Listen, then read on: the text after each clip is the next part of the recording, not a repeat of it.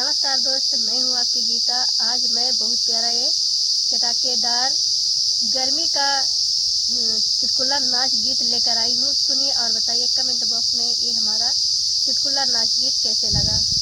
दोस्तों हमारे ये दिखा दिया, बिल्कुल आँख दिखा दिया दीदी, नीलमो दीदी के दिखा दिया बढ़िया बढ़िया झक्का। हाँ दोस्तों पहुँचत रहे हमारे बात। तो ले चलती हूँ आपको चुटकुला नाच गीत पर। टपे टपे टप के पसीना, गजब गर्मी के महीना। टप टप टप के पसीना, गजब गर्मी के महीना। टप टप टप के पसीना, गजब गर्मी के महीना। ससुरा हमारे पंखा लिया, ससुरा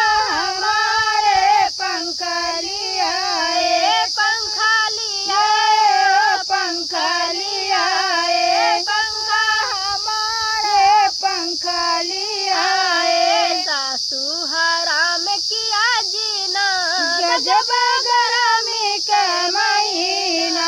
सासू हराम किया जीना, गजब गर्मी का महीना। टप टप टप के पसीना, गजब गर्मी का महीना। टप टप टप के पसीना, गजब गर्मी का महीना। जेठ हमारे कूलर ले आए, जेठ हमारे कूलर ले आए। कूलर ले आए, हाँ कूलर ले आए। कूलर हमारे कूलर ले आए, कूलर ले आए, हाँ कूलर ले आए। जेठनी अलग कर दीना, गजब गर्मी का महीना। जेठनी अलग कर दीना, गजब गर्मी का महीना। टप टप टप के पसीना, गजब गर्मी का महीना। टप टप टप के पसीना, गजब गर्मी का महीना। देवरा हमारे बेना लिया, देवरा हमारे बेना लिया, बेना लिया, बेना लिया। देवरा हमारा बेना लिया। देवरानी काले से करा दीना, गजब गर्मी का महीना।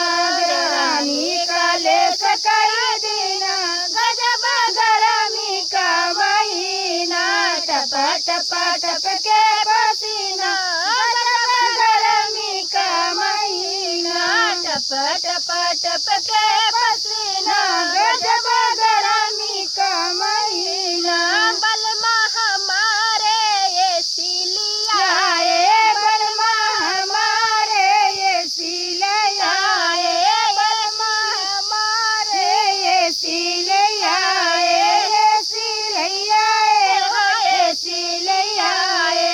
ननदी ने छोड़ा खाना पीना, गजब गर्मी का महीना। ननदी ने छोड़ा खाना पीना, गजब गर्मी का महीना। टप टप टप के पसीना, गजब गर्मी का महीना। टप टप टप के पसीना, गजब गर्मी का महीना।